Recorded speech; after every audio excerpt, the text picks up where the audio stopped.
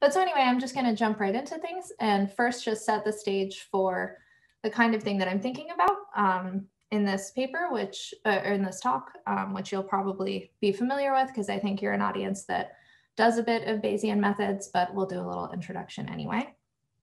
So throughout my dissertation, I was working on various model-based penalized regression models, or Bayesian regression, however you want to call it, empirical based, where we assume we have some model for our data, could be an arbitrary model for our data. So we have some likelihood for our data P of y that depends on some parameters, and we're thinking about regression models. So we're thinking about having some covariates and some regression coefficients and some parameters of this model that we don't know.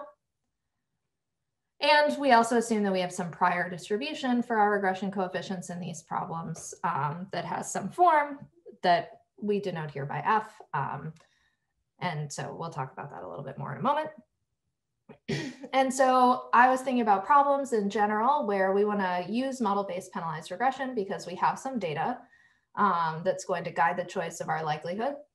And we're going to pick some prior distribution to enforce or encourage certain properties in our estimators of the coefficients that we don't know and we're interested in, the betas. And so I worked on various issues where I was thinking about how we choose the prior distribution. So they're often chosen based on the scientific context in a perfect world, where we just say, okay, well, the scientists told us this should be sparse or this should be correlated, or convenience, which is more realistic in practice. And so then, you know, as many of us have seen before, under a model like this, we can estimate the regression coefficients by manipulating the posterior distribution and summarizing it in some way. So we might either solve for the posterior mode, so solve for the log likelihood plus the prior, and get what we might call a penalized estimate, or compute the posterior mean of the regression coefficients. So in this talk, I'm going to be agnostic to how you get your regression coefficients, and I'm really just going to focus on this question of a prior distribution for our regression coefficients, and I'll talk about introducing a new prior distribution or new class of priors that have certain desirable properties that may be both scientifically appropriate in various contexts and by some metrics convenient to use and think about. So what do I mean when I talk about structured shrinkage priors? Well, I'm thinking in this context of penalized regression. And what I'm thinking about is the fact that most sparsity inducing priors, so most prior distributions that incorporate the knowledge that our regression coefficients are likely to include lots of zeros or near zeros and a collection of larger numbers, they assume independence. So they assume that each of these unknown regression coefficients, when we specify a prior distribution, each element of the betas is a priori uncorrelated with the other ones. And this corresponds to assuming a separable penalty if we're thinking about this from an optimization framework, if we're thinking about computing a mode. And so separable penalties have this property that you can take the part of the log likelihood that depends on beta, and you can write it as a sum where each component of the sum just depends on each of the points, each of the elements of beta. And so these are convenient, but also you can clearly see that by both assuming independence, or if we're thinking about separability, there's no information sharing across the regression coefficients, so we can't incorporate knowledge about how they might be similar to each other a priori. In many settings, the regression coefficients might also have reason to be structured. We may have reason to believe that before we even look at the data. So examples of problems where this might come up include situations where we're estimating treatment effects. So our betas correspond to effects of some treatment at different spatial locations or over time. And so we might expect that the effect of this treatment is going to be similar at nearby spatial locations or nearby time points. We also might expect the regression coefficients to be structured in some way if we're estimating autoregressive parameters. Okay, so autoregressive parameters of different orders, we may have some a priori expectations about how they should be related to each other. And another situation where this often crops up is if we're thinking about estimating main effects or higher order interactions in a model. And so we may just have some knowledge that, okay, these regression coefficients, these betas correspond to the same variables. So we expect them to perhaps be similar a priori. And so this doesn't fit in well with the idea of an independent prior because the independent prior doesn't have any information sharing in it. So just to give a more detailed example motivating why we would want to do this, and also we're going to see this example later. This will be an example we fit the models we come up with to. I'm going to talk about this example data set that we obtained where people have collected measurements from subjects wearing a cap of EEG sensors while they look at a screen. And we're getting these measurements of brain activity at different spatial locations at a very high temporal resolution. And the idea is that they were collecting these EEG measurements over many repeated trials, where in each trial, the subject was looking at this screen. They were shown a randomly selected set of letters on the screen, like this subject in my image here. And they were told to count the number of times that a target letter appears. Okay, so they would be told, count the number of times you see B on this grid of letters. And the end very ambitious goal of collecting data like this would be that maybe you could allow somebody who can't vocalize speech to communicate in this way, but that's pretty far off from what they're doing here. But so we have this data that we can think of as having a bunch of trials, in this case, 240 trials, where for each trial, we have a binary response that just indicates was the target letter present during that trial. So they were looking for B, was B in that grid of letters. And then we have a high dimensional covariate, this X, that corresponds to the EEG measurements over that time trial. Okay. And so the idea is that the EEG measurements are maybe telling us a bit about whether or not this target letter is present. So just to give you a little visualization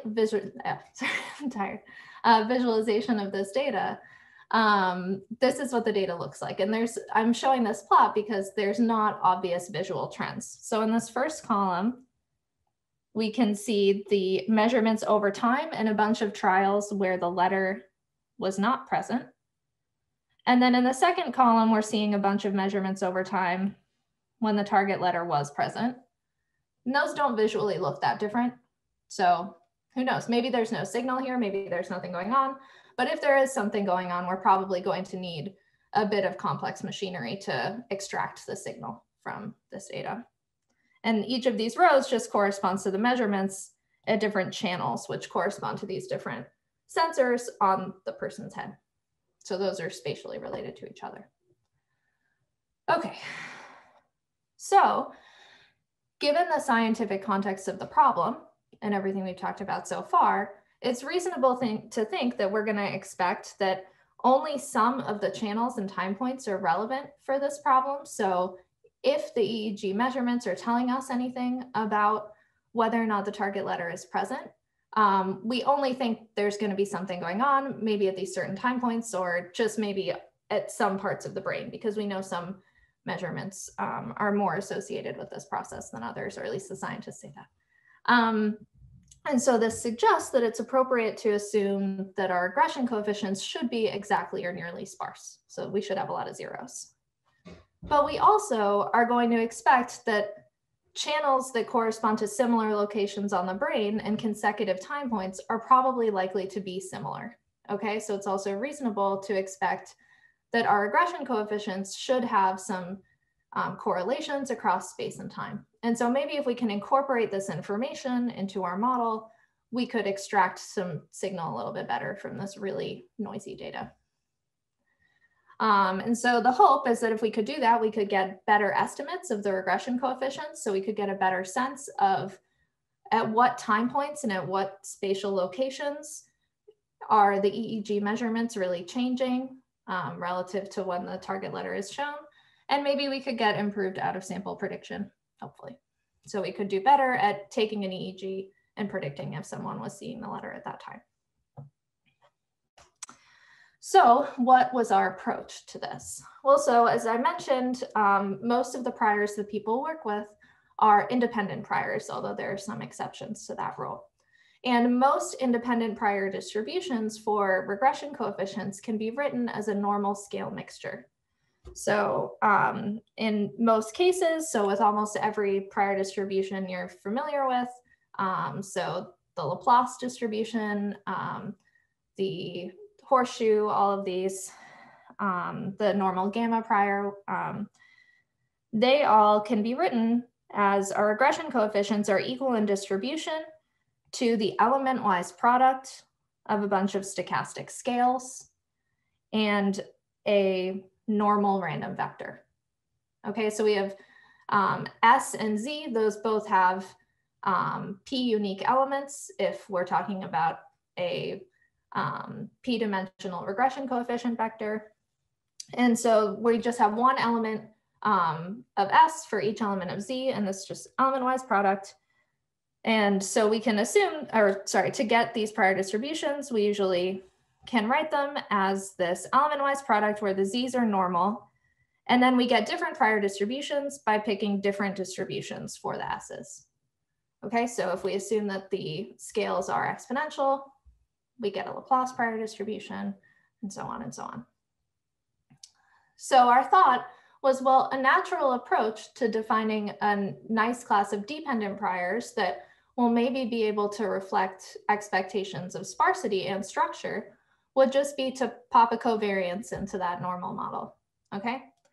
So what we did is we just took all of these independent prior formulations and we just said, okay, well, what happens if we use the same scale distributions, but we assume that the normal component of our prior distributions has a non-diagonal covariance matrix omega.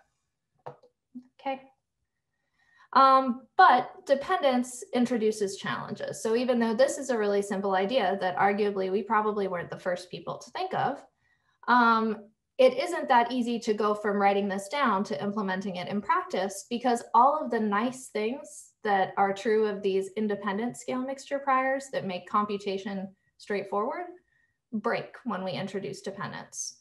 So if we want to talk about under a model like this, what is the marginal prior distribution? So what is P of beta given our parameters theta?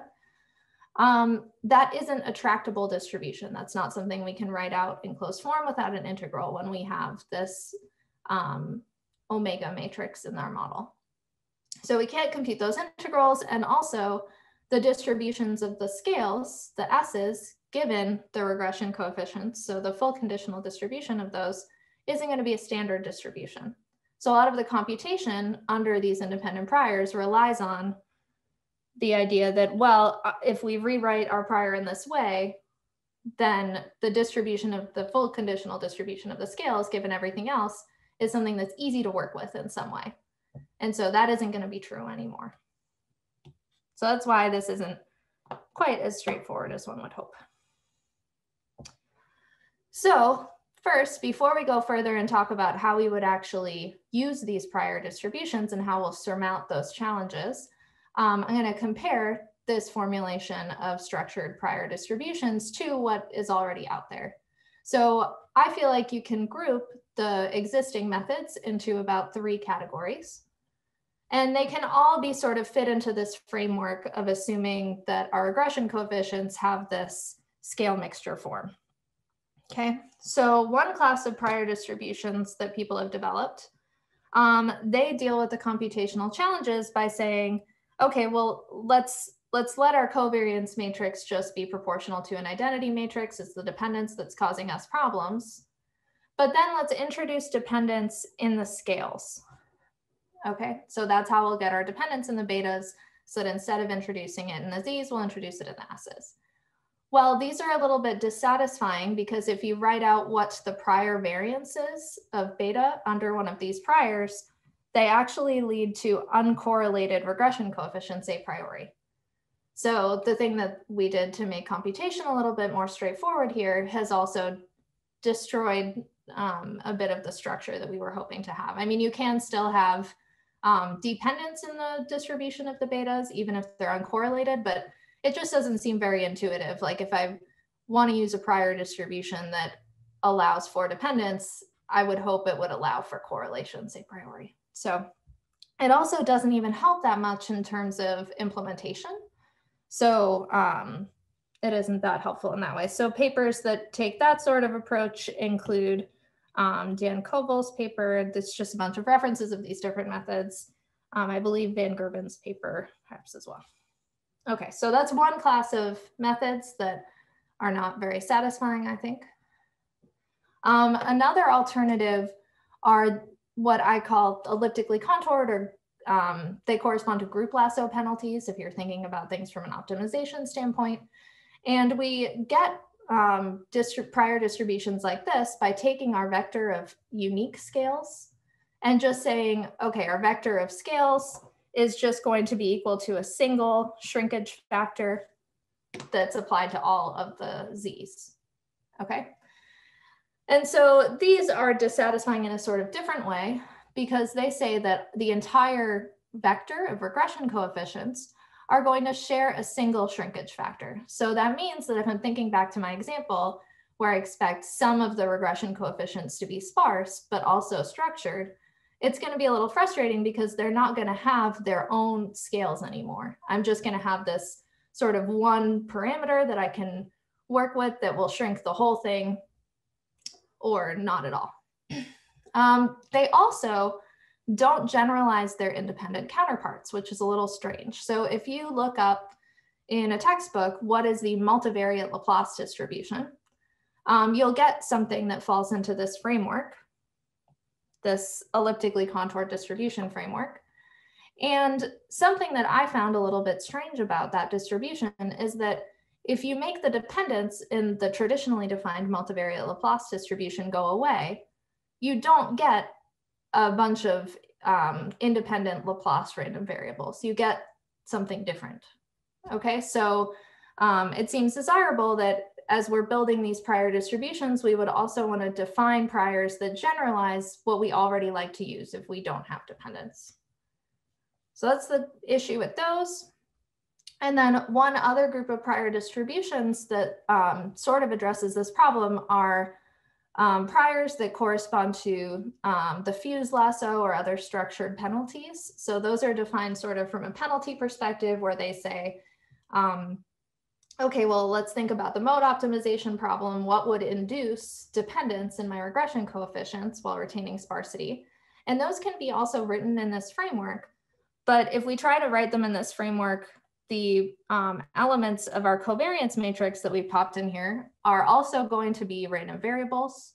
And the prior parameters that this model depends on are going to be pretty hard to interpret and relate to the moments of the regression coefficient.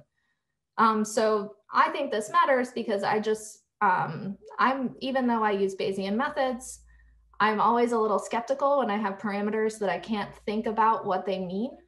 And so something that I don't love about this type of alternative is that I can't just take my unknown prior parameters and relate them to what I expect about the moments of my regression coefficients. So maybe some people aren't disturbed by that, but I was, and so that led me to our approach.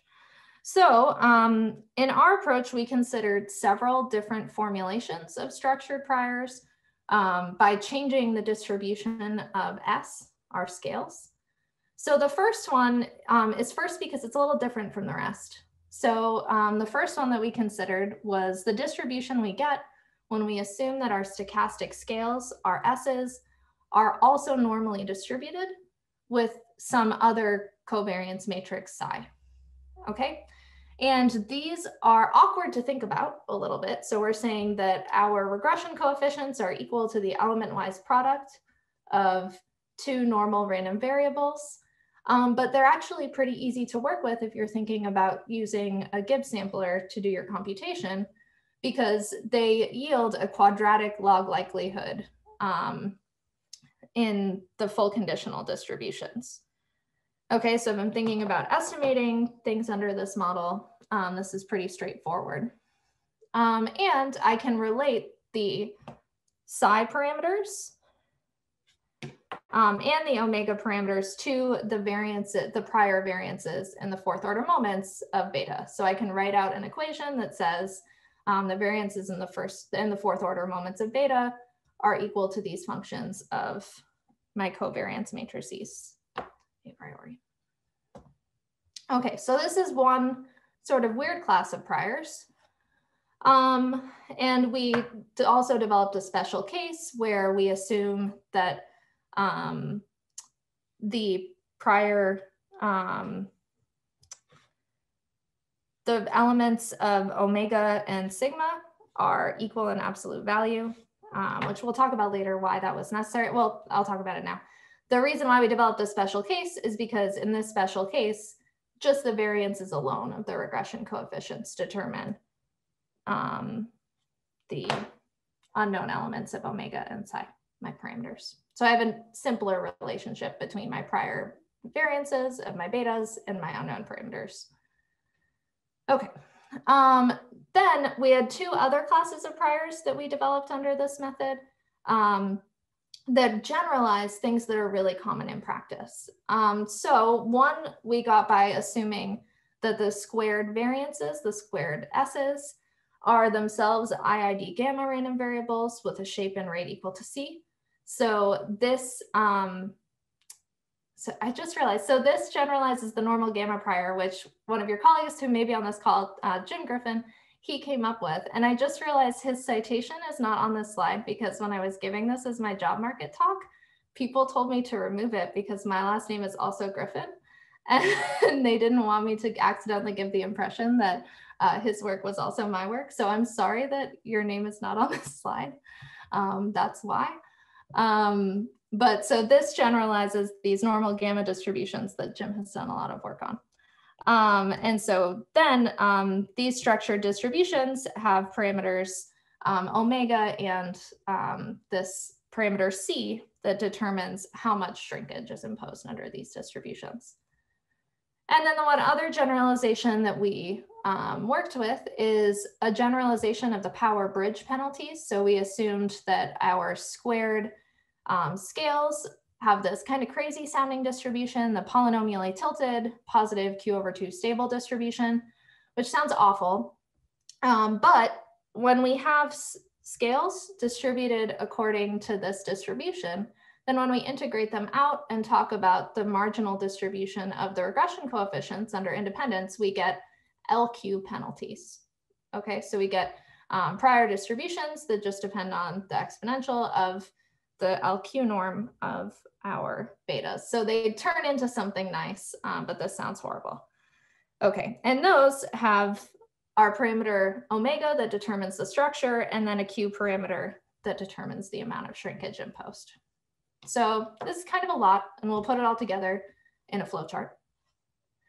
So all of these prior distributions have relationships with each other. And what I really like about them is that they have relationships with things we already like and know well. So they generalize in several cases things that we like. So if we think about the power bridge structure distributions that we just talked about, or the normal gamma distributions, if we take this shape parameter to a limiting number, so in one case it's 2, in the other case it's infinity, we get a multivariate normal prior distribution. So that's nice. We like multivariate normals. That's a common prior distribution we use when we think we have structure in our random variables. Also, if we choose our scale parameters, so our Q or our C carefully, so if we actually choose them to be equal to 1, and we kill the dependence, so we assume that our omegas are identity matrices, we get IID Laplace prior distributions. So this generalizes another distribution that we like to use for shrinkage estimation. So that's great. There's this one outlier here. So you might recall that I mentioned the symmetric and the more general product normal prior that we came up with by assuming that the betas are both normal random variables. This is off on its own. And so this is easy computationally, but it doesn't actually fit in well to this framework. It doesn't generalize the multivariate normal or the IID Laplace. It just does generalize one case of the normal gamma prior if we take c equal to 1/2 and omega and phi diagonal. So we basically here have two classes of prior distributions and then 1/3 prior that, that we can use now to impose structured shrinkage. And so these two are super flexible, but hard to do computation with. And this one is not very flexible, but much easier to do computation with.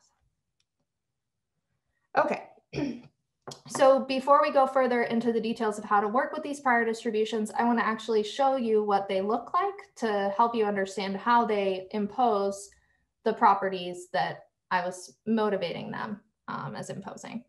So as I mentioned, we don't have a nice closed form marginal prior distribution. We can't write out P of beta given our parameters of the prior theta because we can't integrate out the scales once we have this dependence.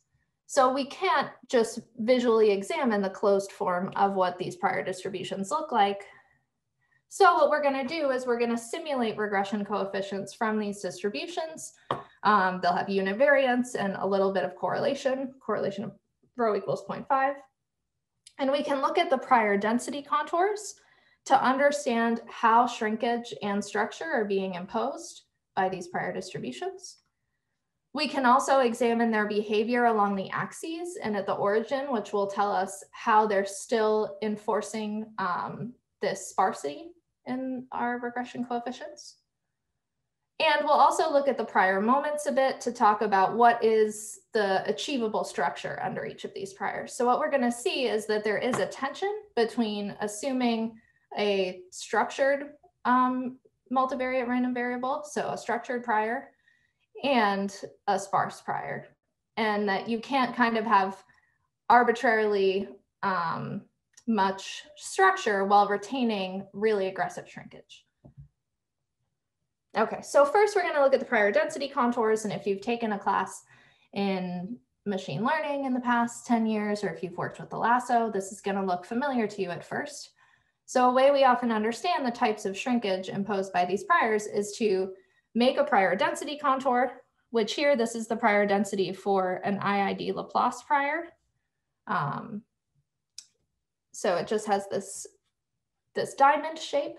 And we're going to also look at some likelihood contours and see where is the likelihood going to intersect with the prior, because the idea is that this prior is the prior contour is telling us we want to find the lowest, the highest likelihood estimate of beta that falls on this contour. Okay, so now let's get some likelihood contours on here.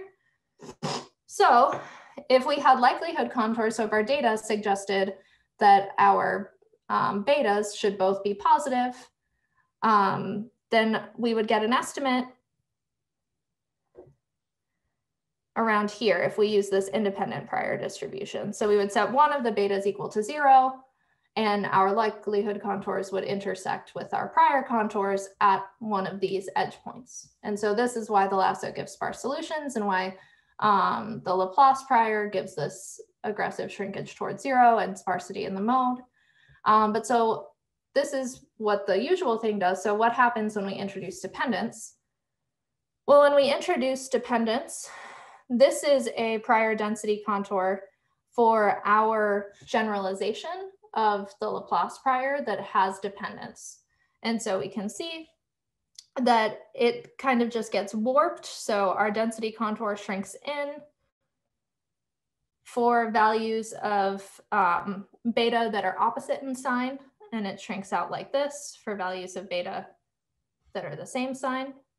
And if we think about where that will intersect with our regression coefficients, we can see here, with our likelihoods, we can see here that if our likelihood suggests that the betas will have the same sign, then under this prior, we're going to get estimates of our betas that are both non-zero. Makes sense. So here we're getting structure, but not sparsity anymore. However, let's suppose our likelihood contours actually suggested that our regression coefficients should be opposite in sign. Well, then our likelihood contours would be over here on the left. And as we looked for where they intersect with our prior contours, it's a little bit hard to see because I plotted this, just at a finite number of evaluation points, but we're gonna intersect at these weird little discontinuity points under either of the priors. So we'll still get sparsity here because our intersection of our likelihood contours and our prior contours will be at one of these weird little points on the axis. Okay, so this is telling us that under this prior distribution, we can get structure if the data says, yeah, these are really similar. And our prior tells us a priori they should be similar. But if our prior tells us they should be similar and the data suggests they're not similar at all, we will get a sparse solution. So we'll get both. Okay, so what do the prior density contours look like for this collection of prior distributions that I talked about? So remember I told you, so SPB, that's the power bridge one that generalizes these LQ penalties and priors. And the normal gamma, that's the one that generalizes the normal gamma priors. And so you may recall that I said when Q or C are big, these look like normals. And so these look like normal contours. And so here we get all the structure, none of the shrinkage. But as we make Q and C smaller and enforce sparsity more aggressively, we start to see this weird non-convex and strange shape that has these discontinuities along the axes for both of these prior distributions that produces structure and sparsity in our estimates. And this just gets more exaggerated as we let the parameters that determine the shrinkage get smaller and smaller. And then if we think about the product normal distributions, those have pretty crazy looking contours. Okay, so you might be asking, these contours look kind of nuts here. What's going on? All the other ones actually looked like contours, but these don't really look like contours. It looks like there's this weird behavior along the axes. And so we're going to talk about that next. Actually, we're not going to talk about that next. I removed that slide. Sorry. Okay, so we're going to talk about it now. And so what is happening here, and I think this is something that you either think is a good thing or a bad thing, depending on what school of shrinkage estimation you're in, is that the normal gamma prior is unbounded at the origin when C is smaller than a certain number. I can't remember exactly the number off the top of my head right now. And so we also talked about how this product normal distribution is a special case of the normal gamma. And so it turns out it also has this unboundedness at the origin. And so that means that these prior distributions are really good at encouraging sparsity because they have these poles along the axes and at the origin. But it also means that the contours aren't really contours because we really like the likelihood, the prior, it is unbounded along the axes. So for this reason, so these priors have been really popular in the Bayesian shrinkage world because you can show that if under certain circumstances for certain prior distributions, if the prior density is unbounded at the origin and along the axes, you might get these minimax shrinkage rates. But it comes at a price, which is that it doesn't make sense to talk about mode estimation under these priors anymore. We don't have well-defined contours, and maybe that's a bad thing. It makes me uncomfortable, but some people don't think it's a bad thing. So up to you to decide. But importantly, the power bridge prior doesn't have that property. So it doesn't have this unboundedness, and it may actually still be enforcing enough shrinkage to maybe get those minimax shrinkage results, but people haven't been able to prove it because of that tilted alpha stable thing we talked about earlier. It's hard to work with. But so that's why we talked about both of these classes of prior distributions, because they do have this substantial difference in behavior when we have really aggressive shrinkage encouragement. Okay, so now I'm going to talk about the available structure under these priors. So earlier I said it's not going to be possible to have arbitrarily structured priors while also encouraging shrinkage really strongly. And so we can understand that by writing out what the prior variance covariance matrix of the regression coefficients is under any of these prior distributions. So under any of these priors, it's equal to the element-wise product of the expectation of the scales transposed multiplied with themselves, and the omega matrix that was the covariance matrix of our latent normal vector when we constructed those. And so this is actually pretty easy to work with. We can actually figure out exactly what this is in terms of the parameters of our priors under all the models we've talked about. And so it's actually unrestricted under the product normal prior. So under the product normal prior, we're able to say that sigma is equal to psi times omega. And there's research from the 70s that says I can write any positive definite covariance matrix as the element-wise product of two positive definite covariance matrices. So under the product normal prior, this weird one, we actually can have both structure and shrinkage. It gets a little restricted when we make this, when we make this symmetric assumption that made our prior a little bit easier to think about. But we can't really tell how it's restricted. Like I can't straightforwardly tell you if you've made this assumption, now you're only going to be able to have this much structure. It's not a straightforward relationship. However, under the normal gamma and power bridge priors, there's a very simple relationship between the heaviness of the tails of the prior distribution, which is determined by C or Q, and the maximum amount of a priori correlation between our regression coefficients. So as our normal gamma and power bridge priors get heavier and heavier tailed as they encourage sparsity more and more aggressively, the maximum amount of correlation they could allow between two elements of data is decreasing. Oops.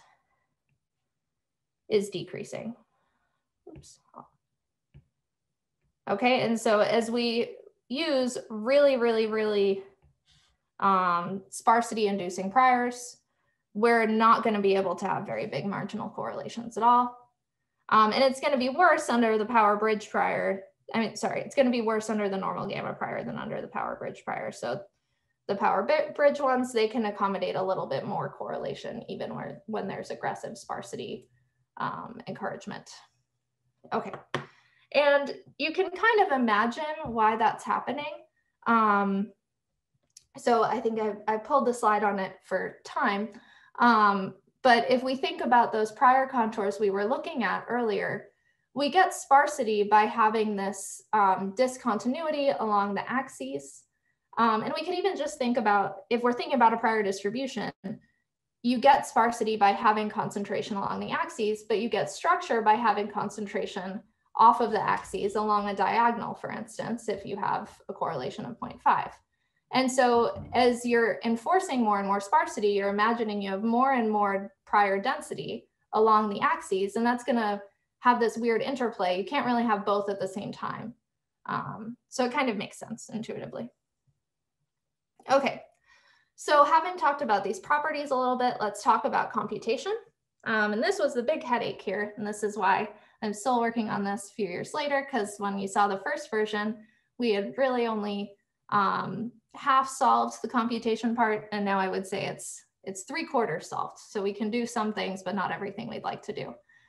But so under these priors, we can just do the same things that we would usually do to estimate regression coefficients, assuming some prior distribution in a Bayesian framework. So we could approximate the posterior mode by maximizing the log marginal likelihood. And we could do this using like a Gibbs with an EM approach, but it's going to require simulation from the conditional distribution of the scales given the regression coefficients. Alternatively, we could simulate from the posterior and get samples from the posterior distribution to get posterior means, medians, quantiles. But all of those are going to require iteratively simulating from the posterior, the full conditional distribution of the betas given the scales. And that's easy because that's just normal. But it's also going to require the same thing again, simulation from the full conditional distributions of the scales. And so this is our headache because this isn't a nice distribution. So in general, the distribution has this form where it looks a little bit like a normal distribution times something else for the inverse scales. Okay, and so our goal is to simulate our scales according to this density.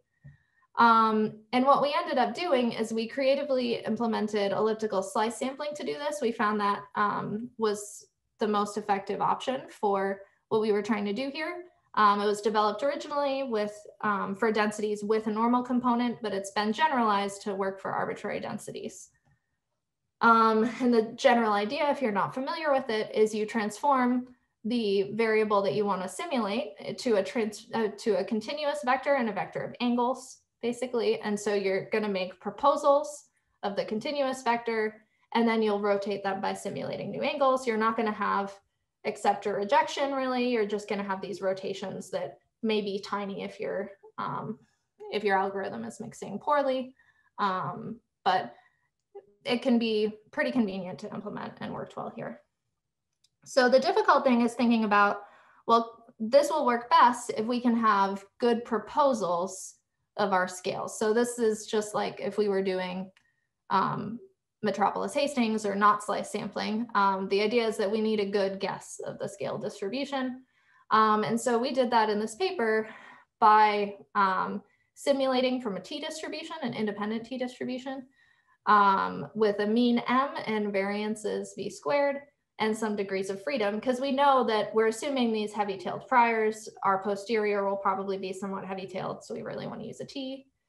But the convenient thing about this is that it's actually really easy to compute the posterior, the approximate mode, or even the exact mode of this full conditional distribution. So using coordinate descent under any of these priors, we can really quickly compute the mode of the full conditional distribution of the scales given the betas. And so then we can set m to be that mode, or we can be lazy and stop our computation early and just use an approximate mode, because we're just going to use it as a proposal. We don't need the exact thing. And that's going to give us a pretty good guess. But this was sort of actually really, really useful, and not something that would necessarily be true in general for arbitrary other versions of structured priors. And then we're just going to set the variances to overestimate the variability at the mean. We're just going to try to avoid big matrix inversions and numerical instabilities there. And we found that just setting the degrees of freedom for the t-distribution to be 1 worked well enough. You could probably tweak it to make it work better, but we were exhausted at that point.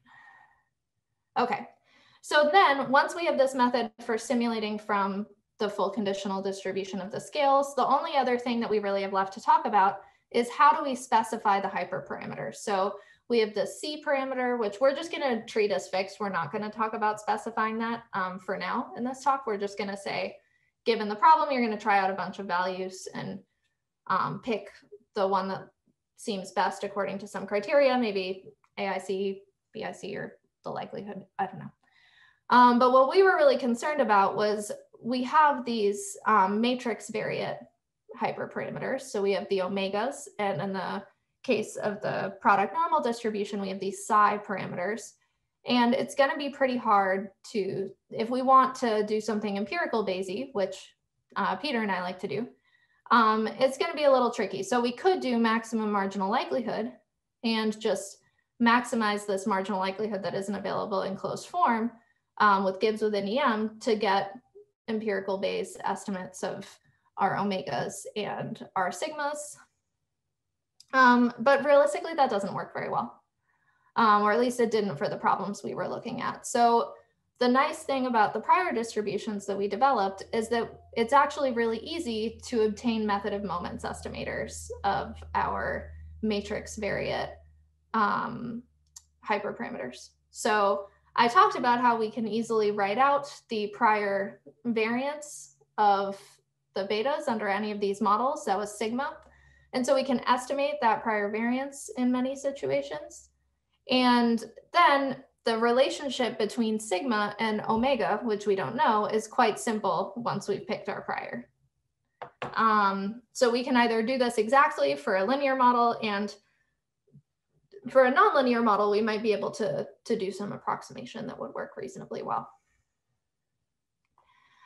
Or we could be fully Bayes and we could just give up on our empirical Bayes aspirations and assume some prior distributions for omega and psi. And actually for the for the application I'll show you today, we actually chose the last option after putting all of this work into finding other ways of specifying these tuning parameters or hyperparameters.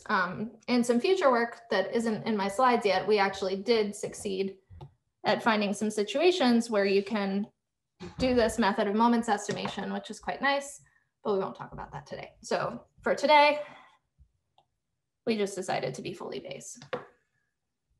Okay, so now let's go back to our example. So we have our data, which is an n×1 vector of binary values that just indicated was the target letter present or not. We're going to fit this to 140 of the trials and hold out 100 of them to see how we do out of sample. And we have our covariate matrix that corresponds to the contemporaneous EEG measurements. And we averaged over time a little bit. So we did have 208 time points, but we averaged a little to get EEG measurements at 52 time points in 8 channels. So we have about 416 covariates, which is not a trivial amount, I think, for a tricky Bayesian application. Okay, and we're going to use logistic regression. So we just use the data augmentation approach from the polygamma approach from Poulsen from a few years ago. And so what we assumed in this example for our structure is that we're going to assume a separable covariance matrix across time and across channels. So we're going to say that the betas have correlations that can be decomposed into correlations across time and correlations across space. We're going to assume that both of these covariance matrices are unrestricted and hope that the priors are providing enough regularization for our estimates here to be okay. Because obviously we're estimating a lot of parameters here. Okay. So for our prior distributions for these covariance matrices, we just assumed Wisher priors that are centered at the identity matrix. Nothing interesting there. And now let's look at the estimates we get. So these are the posterior median estimates of our regression coefficients for the different prior distributions. And so I'm going to start with showing you what we got if we just assumed a multivariate normal prior. So I call that the SNO prior, the structured normal. And so this is a matrix of regression coefficients that correspond to the relationship between the EEG measurements across time and whether or not the target letter was being seen. And the x-axis is telling us what's happening across space, across these different sensors. Okay, and so we see there's a lot going on here. It's pretty noisy. So what if we impose a little bit of shrinkage? So this is the normal gamma prior with C equals 1. And so this is generalizing the Laplace prior, the independent Laplace prior distribution here with some dependence assumed. And we can see that we're starting to get some more aggressive shrinkage for some of these channels that seem to not be telling us very much. And we can also see that the structure is still preserved. So there is some structure in these estimates that is being retained here. And if we encourage shrinkage even more aggressively, if we take this shape parameter to be 0.3, then we continue to get really aggressive shrinkage here, here, and here, while still retaining structure. So the shrinkage isn't just happening randomly all across the matrix of regression coefficients. It seems to be sort of occurring in a structured way that reflects the structure of the data a bit. Okay, We also looked at the power bridge estimates, which are quite similar. These are actually identical. They should be just about identical. There's some numerical, some Monte Carlo error there.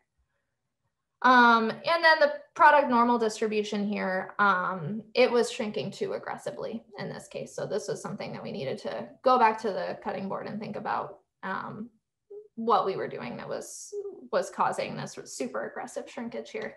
But this, I will say, this prior distribution is a little bit harder to control because when you introduce this additional variance component, you end up with a prior distribution that, whether or not you wanted it to, ends up imposing even more shrinkage than you thought it would, which I wish I could talk about in more detail, but I can't right now. Okay, so we talked about those. And then we do get some estimates of the covariances, suggesting that there is really some structure in the data. So we see that these are the correlations across time that we get estimates for. That's a really huge matrix that's really being aggressively shrunk towards an identity matrix. So there's not that much happening there, but we can see in the channel by channel covariance matrices, it does really seem like some channels are behaving similarly and some are not. And then when we look at out of sample prediction, so we just made some ROC curves to look at how we were able to predict for those 100 held out samples. And here we see that our structured prior distribution gives us, so if we just assume a normal, a multivariate normal, incorporating structure gets us better prediction than if we assume independence. And if we also encourage sparsity, so this red line that I've added is the ROC curve for the multivariate Laplace distribution. So if we just incorporate the shrinkage and don't add structure, we're not really doing much better than we were before. But if we add the structure while also adding shrinkage, we do a teeny bit better. This is not really substantial. So we're still working more on finding applications where this seems more valuable, which we found some, but they didn't make it into the stock. Okay, these are just some of the actual areas under the curve for more of these comparisons. And so in this example, we found that the best predictions were obtained by the structured priors that aggressively encourage shrinkage, but the differences were frankly not that big. So to review in this talk, I tried to, and hopefully succeeded in introducing 3 novel classes of prior distributions. So these generalizations of the normal gamma, the power bridge, and this normal product distribution. I explored their properties, hopefully convince you that they're doing some interesting things, even if we can't look at their marginal prior distributions that they induce. And I gave a computational approach that actually should work for arbitrary prior distributions of the scales. So not completely arbitrary, you do need them to have some nice properties, but like we were able to use the same computational approach for all of these different classes of priors, which is nice. And I hopefully showed you that using these priors could be useful in practice. So some things that we are working on going forward. So obviously I mentioned we weren't super happy with the application at the end. Oh, David had a question at some point and I missed it. Well, since we're almost at the end, I'm going to wait for the end. I'll wait to the end. Okay. But so our extensions include applying this to more situations, more data sets where we can also really make use of some of the nice properties of these prior distributions, like being able to estimate, to get method of moments estimators of our covariance hyperparameters. And so we've had a lot of success doing that while estimating autoregressive models of high order for multivariate data. And so that's something that we've also just continued to look into. We're also interested in looking into this for regression with correlated predictors. So a lot of people have noticed that when you're thinking about penalization under these independent or separable priors, and you have a correlated design matrix, weird and bad things can happen. And so we're curious if we could use these prior distributions to aid in some of, or to alleviate some of those problems. And we hope to, going forward, improve our sampler because it works, but could work better. It's very slow.